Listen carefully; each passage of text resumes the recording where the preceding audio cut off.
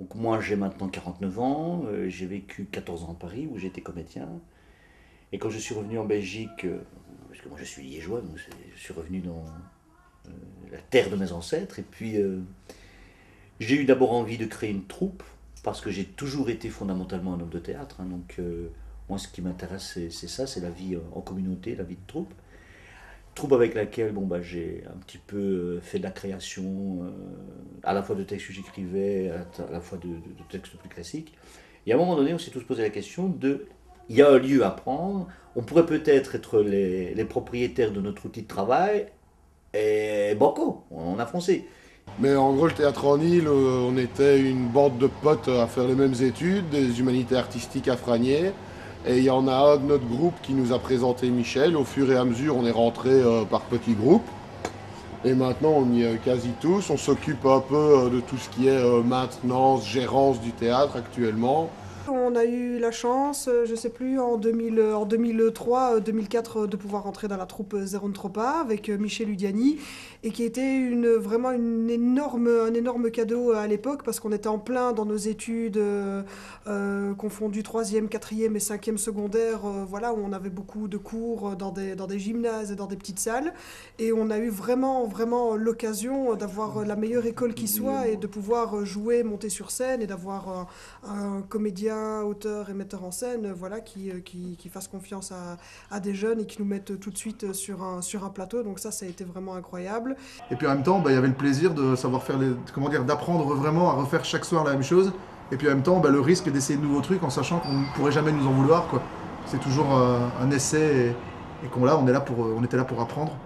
Le problème, c'est que le théâtre liégeois, même belge, il faut déjà être vachement aguerri que pour pouvoir en vivre. Donc c'est pour ça que je travaille dans un bar histoire de payer mon loyer. Et bien ce jour-là, j'aurais dû attraper une grippe ou je sais pas quoi, parce que ça a été le début des vraies emmerdes, parce que ben, c'est des problèmes de gestion d'un lieu, l'équipement d'un lieu qui doit être sécurisé, qui doit être équipé, problème de financement, problème aussi de la durée du travail de chacun, parce qu'une troupe, hein, comme on disait chez Guitry, on ne peut pas faire du théâtre tout seul. Maintenant, une fois que j'ai fini, j'essaye de donner un maximum de mon temps sans trop en prendre et en perdre pour moi, pour le théâtre.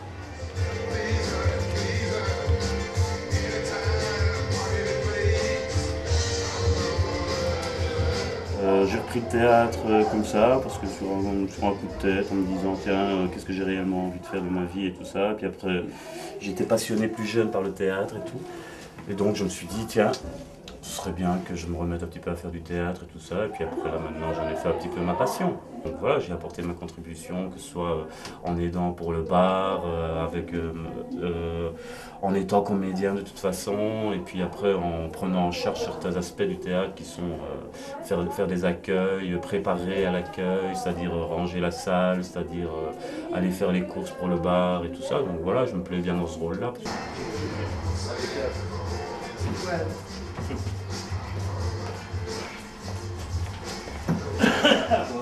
Encore ce petit bout qu'on a déjà vu sur les images plusieurs fois. C'est qui? Eh ben, c'est mon fils, et le fils de Sarah également. C'est la mascotte du théâtre. Futur comédien, mascotte du théâtre. On espère que non, hein. On espère qu'il fera quelque chose quand même de rentable hein, dans sa vie. Quelque chose de sa vie. Ouais, c'est ça, quelque chose de sérieux, quoi, hein, je veux dire, quelque chose comme ça. Ah bah écoute, depuis que je suis sortie de l'école, depuis qu'on m'a donné ce petit papier qui porte l'intitulé diplôme, je suis soi-disant professionnelle. Il paraît que tout ça, c'est à cause du réchauffement climatique. Ouais. Le réchauffement climatique qui pollue. Le réchauffement climatique dû à la surpopulation qui pollue. La surpopulation de la pauvreté qui s'est installée. Et la loi du marché. Le libéralisme. L'ultralibéralisme. L'ultra-néolibéralisme. Et les Chinois. Encore les Chinois. Ah bah oui, eux sont devenus riches. Et nous, on est tous devenus un peu plus pauvres. Vas-y voir en Chine. Vas-y voir en Chine. Ça m'étonnerait qu'il y ait des ascenseurs en pale et des pissenlits qui poussent entre les pavés des villes. C'est l'ultra-néolibéralisme surpopulatoire qui nous a mis dedans. Qu'est-ce que c'est que ça encore? Mais enfin, on vient de t'expliquer, il faut suivre un peu. Bon, tout le monde veut sa part de gâteau. Normal. Normal. Mais comme le gâteau grandit moins vite que le nombre de gens à nourrir, ben, tout le monde se retrouve avec une part de gâteau plus petite. Normal. il y a 8 ans, 9 ans, 10 ans. Moins ça, 10 ans, oui, 10 ans. Donc depuis que tu tournes dans le théâtre? Depuis que je suis chômeuse, en gros. Et voilà. Et donc j'essaye de vivre, de vivre, c'est peut-être trop beau, de survivre avec ce métier, voilà. On va dire ça. Et alors on n'est pas aidé. Quand tu penses que moi j'ai un lieu, j'ai plusieurs milliers de spectateurs par an ici, j'ai 6-7 créations, j'ai des enfants qui travaillent, j'ai des cours, j'ai des scolaires, j'ai 100 € par an. De subside. 500 sur 50. Alors qu'il y a des gens qui font une création tous les 2 ans, ils ont 12 000 €. J'ai à un moment donné, dans la politique de subvention, il y a quelque chose qui ne marche pas, il y a quelque chose qui ne va plus. Il y a un moment donné, je trouve que les pouvoirs publics n'aident pas l'initiative là où elle est.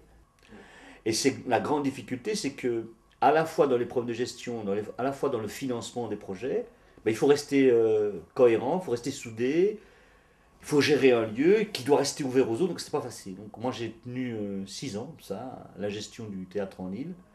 De la création de ce théâtre en septembre 2005, on a commencé le chantier, on a ouvert en novembre 2005, le 11 novembre, un jour de pluie. À la base, il y avait 2 maisons qui étaient construites il y a à peu près 50 ans. Je pense que c'est les magasins Mailleux qui ont rajouté un espèce de hangar derrière et qui ont racheté effectivement les 2 maisons. Donc les 2 maisons constituaient l'entrée du magasin.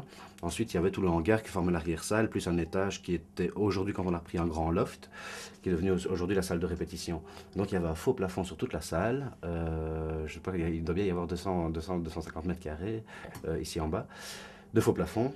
Et puis il fallait construire la scène. Et la scène avec l'impératif de la construire pour qu'elle soit enlevable, si jamais. Parce qu'on ne pouvait pas se permettre en tant qu'SBL, locataire, de rentrer dans des travaux en dur sans autorisation. Et il fallait aller vite. Donc tout le monde a mis la main à la pâte à ce moment-là, anciens, voilà, y compris nous. Voilà, nous sommes maintenant à la fin de la 6e saison et mon successeur prépare la 7e saison avec beaucoup de bonheur et d'enthousiasme, je crois.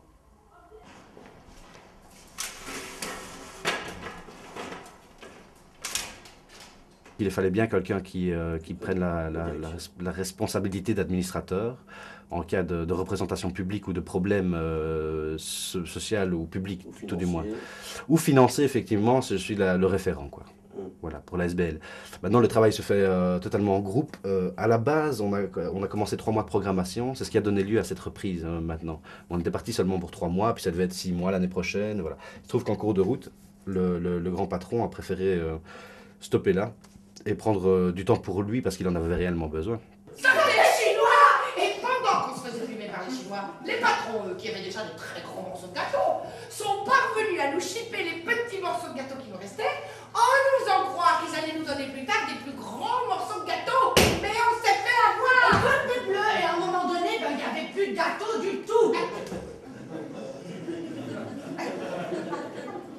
Le futur, là maintenant, ici, de toute façon, là, on est en train de reconstituer une nouvelle ASBL à partir de l'ancienne ASBL qui s'appelait Zérantropa. Donc là maintenant, elle va s'appeler l'ASBL du théâtre en île, dans lequel je vais encore plus m'investir en fonction de la relation publique, en fonction de la promotion du lieu, en fonction des accueils de théâtre, voilà quoi.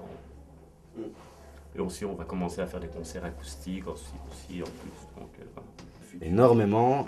Déjà, en souvenir, je veux dire, des 3 mois qu'on vient de faire, on jouit d'une réputation grandissante et assez rassurante parce que les gens aiment ce qu'on propose, exactement. C'est-à-dire le caractère cabaret, familier, détendu du bazar. Tout en restant ultra professionnel, on a répondu à toutes les demandes en général. Donc, ça, déjà, un travail en 3 mois, c'est fou déjà ça. Donc il y a déjà cette satisfaction-là, et puis les artistes qui demandent à revenir, ceux qu'on a aimés en plus, et alors d'autres qui sont passés les voir et qu'on avait parfois laissé un peu tomber parce qu'on se dit c'est trop gros, c'est trop cher, on ne pourra pas. On a eu 2 demandes encore curieuses, de gens qui sont passés voir d'autres spectacles et qui ont été charmés par le cadre et qui revoient à la baisse leurs besoins de matos pour, je parle à des concerts par exemple, et des cabarets chantés. Et voilà, donc ça c'est très intéressant pour nous parce qu'on sait que notre travail marche. Là, ce qu'on a envie de faire pour l'instant, ça peut marcher, ça plaît à certaines personnes, il y a quelque chose à jouer là-dessus. Voilà. Maintenant, tout reste encore à développer, comme tu l'entends. Les gens croient. C'est pas Disneyland le théâtre, Tout le monde croit qu'il va aller tirer la queue du Mickey, c'est pas vrai. Il y a beaucoup de questions de ça aussi dans le théâtre, de queue et de tirer le Mickey, mais pas dans le sens qu'on croit. Il ne reste plus qu'une espèce de vague cicatrice, là, de goudron zigzagant entre les touffes d'herbe. Quelle poésie, elle raconte bien. Ce ne sont partout que carcasses de voitures et hordes d'enfants nus courant sur la frondaison d'arbres gigantesques. Je ne sais pas si dans 30 ou 40 ans, on pourra encore avoir des expériences de théâtre en freelance comme ça, des expériences en semi-professionnel, je ne sais pas. Le théâtre amateur, il y en aura toujours parce que c'est une excellente thérapie, hein, le théâtre. Mais c'est avant tout un art et pour le pratiquer d'une façon sérieuse, il faut des moyens et ces moyens sont de plus en plus réservés à une élite. Et il faut quand même bien le reconnaître, de moins en moins de gens vont dans les théâtres. Parce qu'ils s'expriment autrement. Je crois que les gens s'expriment par des sketchs sur Internet, parce que les gens ne lisent plus les livres de la même façon. Je crois que les gens d'aujourd'hui ne sont pas plus bêtes que les gens d'hier, mais ils se cultivent et se rencontrent autrement.